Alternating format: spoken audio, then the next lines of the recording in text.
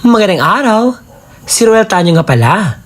At sa araw po na ito ay ibabahagi ko kung paano ba kumuha ng SSS card online.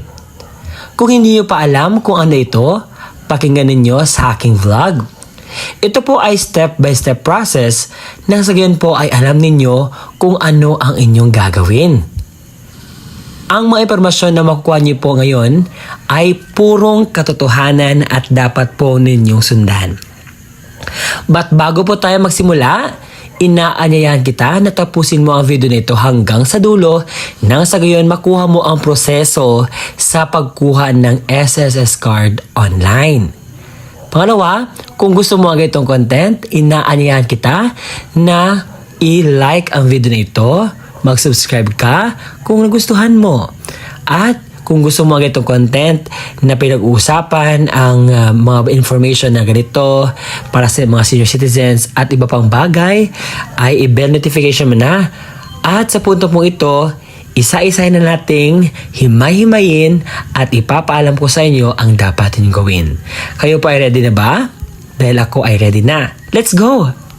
But bago yan, pag-uusapan natin ano ba ang ibig sabihin ng My SSS Card. Ang ibig pong sabihin ng My SSS Card is ang bago pong official at functional na ID na bigay or issue ng SSS. Equipped with an EMV chip na nagre-replace sa old na po na UMID card. So ang mga membro ay makaka-obtain po ng My SSS Card from an SSS partner banks after completing the identity verification using the National ID E-Verify system and opening a bank account with the said partner banks. So dito po ay mayroon pong partner bank na kung saan po tayo magpapa-open. May tanong po dito. Sabi, pwede po bang gamitin ang My SSS card bilang isang valid ID? Ang sagot po ay opo. You may use the My SSS card for SSS transactions. However, ang other government agencies po at saka private institution, hindi po siya mandated na itanggap as an official ID. So acceptance will depend on their respective policies as the national ID or PhilSys will serves now serves as the primary official identification for all Filipinos. Nanatili ding itong tanong. So are my old SSS card or UMID etc. valid pa po yun? Yes po. Lahat ng mga previously issued SSS card are still valid. Pero pwede ka po pong mag-apply for a My SSS card if kinakailangan niyo po for replacing a lost, damaged card or updating your information. Ang una natin gagawin ay pupunta tayo sa Google Chrome or search engine at search po ang my.sss.gov at makikita niyo po ito at i-click niyo po ang apply now. At mapunta po tayo dito. So ang kailangan natin gagawin is mag-sign in tayo sa ating My SSS account. Yung user ID natin at saka password. Kinakailangan hindi po natin ito makalimutan. At once nalagay nyo na lahat po ng detalye ng inyong user ID at password, i-click nyo po ang sign in. Ito na po ang proseso kung paano mag-apply for My SSS card powered by RCBC at Descartes. Una po ay magpunta po tayo sa My SSS at log in to your SSS account. Tapos ilagay mo lang ang one-time PIN at pangalawa, puntahan po ang 3 dot at piliin ang services. At makikita po ninyo ang My SSS card. Pangatlo, i-input lahat yung detalye ninyo.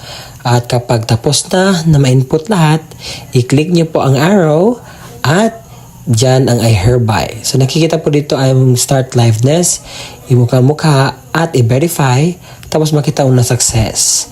At pagkatapos po dyan ang pagpili sa RCBC Descartes as the participating financial institution or FPI.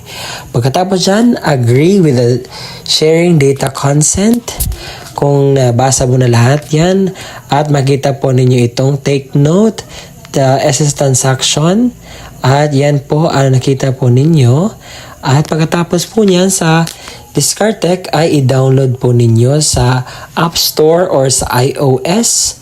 At pagkatapos click the member and input all the details na kinakailangan. Yung number nyo po at lahat po. At pagkatapos yan yung enter your SS transaction and SSS number. Kinakailangan nyo po memoryado po. Iyon.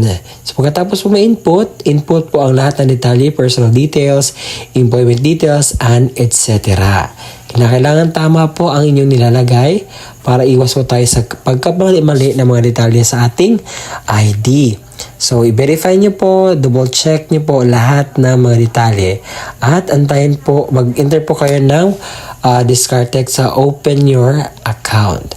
At pagkatapos, once fully verified na, click the card cubs at avail yung My SSS at ganun lang po kasimple. Siya nga pala sa mga nagtatanong kung sino-sino lang po ba ang makaka-apply.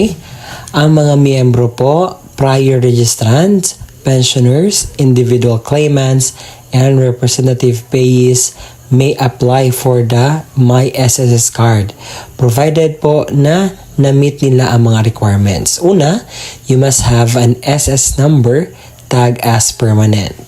Pangalawa, you must be registered on the My SSS portal. Pangatlo, your local address, mobile number, and email must be up to date in the SSS record. Pangsunod is you must be PESA National ID registered. Before kayo mag-apply, make sure your name and date of birth match on both your SSS and National ID records. If they don't, you need to update the information with the correct agency. At ngayon po sa bangko, nakadepende po sa bangkong iyong pipiliin, either use their online app or pumunta po kayo sa pinakamalapit na bangko to open your account. Pangalawa, complete the bank's verification process and pay applicable fees. The bank will notify you by SMS or through their app when your card is ready for pickup or delivery. May bayad ba ito or wala? Yes, your chosen bank may charge a fee for the card. If you don't pay within their given time frame, yung application mo is cancelled. So other fees are based on the bank's policies and will be disclosed and explained in their terms and conditions.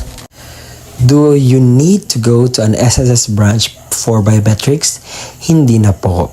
Your photo from your national ID will be used for your My SSS. So less hassle na po itong lahat para po hindi na po kayo mahihirapan.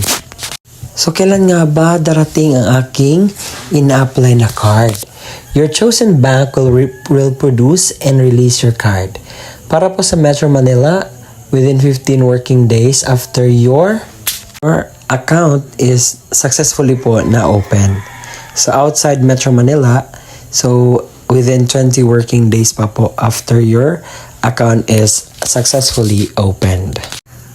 Sa mga nagtatanong, kung meron pong mga question, where should I contact? For your question about your application status, you can contact your chosen bank directly. You will also get an email and My SSS inbox notification with updates. So anong bank po ba ang partner ng My SSS card? Currently, ang RCBC or Rizal Commercial Banking Corporation, ito yung pinakaunang na-roll out ng My SSS card. Other partners banks are set na susunod po. So pwede ba akong mag-apply if hindi ko gusto na gagamitin ang partner sa bangko? Yung partner sa bangko? Hindi po. The My SSS card is only issued through SSS partner banks. So ano pong mangyayari sa aking old disbursement account when I get my SSS card?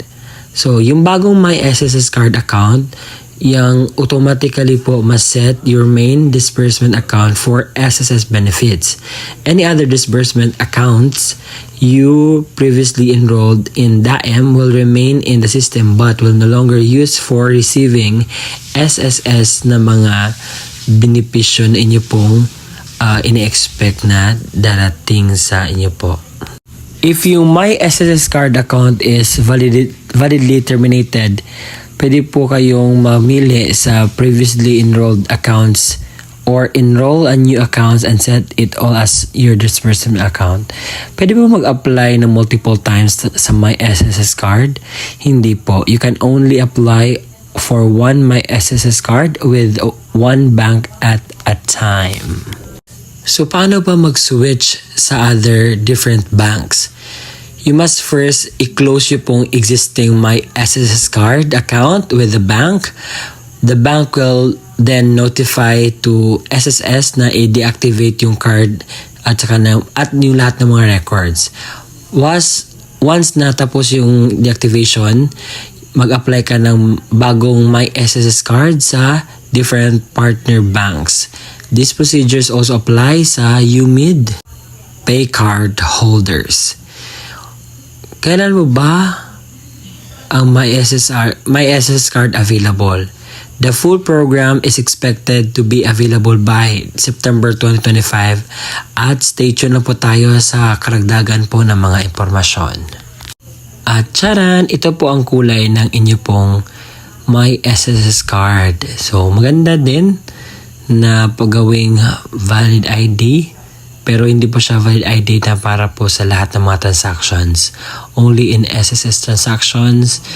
Dahil ang primary ngayon is ang PhilSys or National ID natin. So ito po ay parang secondary ID natin na pwedeng magamit natin in some transactions po. Not all kasi pili lang po yung magagamitan po ng My SSS card na ID natin.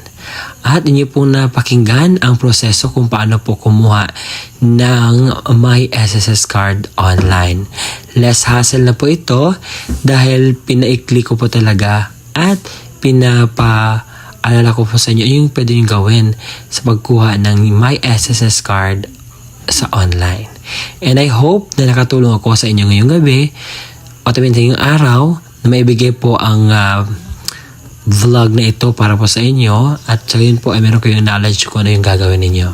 This is me, Ruel Mendoza-Tanyo. Thank you for watching. Don't forget to subscribe my YouTube channel and God bless you po sa lahat.